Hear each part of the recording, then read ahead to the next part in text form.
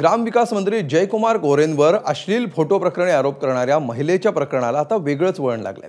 आता या महिलेलाच सातारा पोलिसांच्या स्थानिक गुन्हे शाखेने अटक केली आहे, तेही खंडणीच्या प्रकरणात। प्रकरण मिटवण्यासाठी 3 कोटींपैकी 1 कोटीची खंडणी स्वीकारताना तिला अटक करण्यात आली आहे। 2016 मधले हे प्रकरण आहे।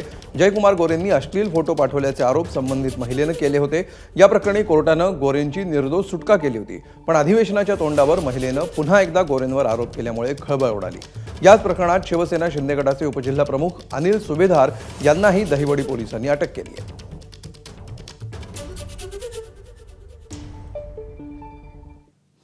तर यावरून विरोधी पक्षाच्या नेत्यांनी देखील प्रतिक्रिया दिली आहे। खरंच पैसे मागितले की खोटं नाटं प्रकरण आहे असा सवाल सुप्रिया सुळेंनी उपस्थित केलाय। तर सरकारकडून कायद्याचा गैरवापर होत असल्याचं संजय राऊतांनी म्हटलंय।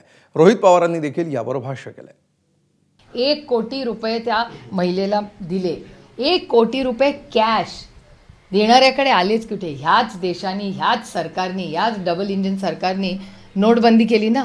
एक तर या महिलेने नक्की मागितले का सरकारचा काही खोटा नाटा खेळ आहे हे स्पष्टीकरण सरकारला द्यायला लागेल। ज्या प्रकारे त्या पत्रकाराला अटक केली, ज्या प्रकारे तुषार खरातला अटक केली, त्याच प्रकारे त्या महिलेला अटक केली। कायद्याचा पूर्णपणे हा गैरवापर आहे। असं घटकाभर धरू की जे टीव्हीवर दाखवलं जाते ते खरे, पण मग 1 कोटी रुपये दिले कशाला? मग त्या महिलेकडे काय होतं असं की त्यासाठी तुम्हाला पैसा द्यावा लागला? काहीच पुरावा नसेल तर दुर्लक्ष करून जे काय योग्य पद्धत आहे, अधिवेशन असू द्या नाही तर पोलीस प्रशासन, या पद्धतीने जे काय करता आलं असतं ते तुम्हाला करता आलं असतं। तर संबंधित महिला ही जयकुमार गोरेंना ब्लॅकमेल करत असल्याचं म्हणत भाजप आमदार परिणय फुकेंनी जयकुमार गोरेंची पाठराखण केली आहे। नेमकं ते काय म्हणालेत पाहूया। ती महिला आधीपासून ब्लॅकमेल करण्याच्या दृष्टिकोनातूनच सन्माननीय जयकुमार गोरेंना त्रास देत होती।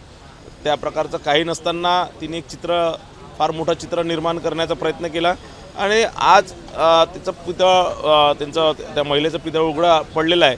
आणि यामागे नुसतं ती महिला नाही तर तिच्या मागे अनेक लोक आहेत, अनेक विरोधी पक्षाचे लोकांचं त्यात पुढे नाव येणार, मी तुम्हाला 100% सांगतो। कारण मला माहीत आहे की यामागे कसा प्रकारचा सगळा हा षडयंत्र रचला गेला आणि तुम्हाला काही दिवसानंतर या सगळ्या गोष्टीचे पत्ते उघडणार। एबीपी माझा, उघडा डोळे बघा नीट।